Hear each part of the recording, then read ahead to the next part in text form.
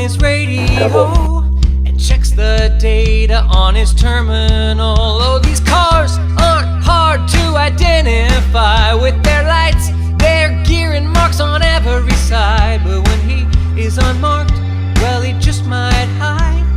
That is until he turns on his lights.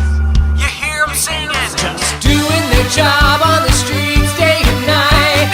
Police trucks and cruisers and fast motorbikes, sounding their sirens and flashing their lights. Just doing their job, yeah, they're doing it right.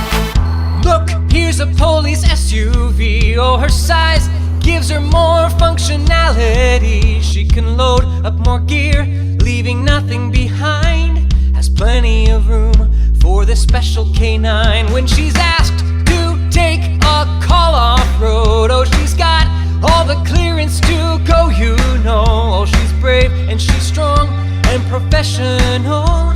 There aren't many places she can't easily go.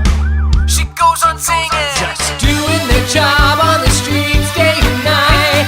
Police trucks and cruisers and fast motorbikes, sounding their sirens and flashing their lights. Just doing their job, yeah, they're doing it right.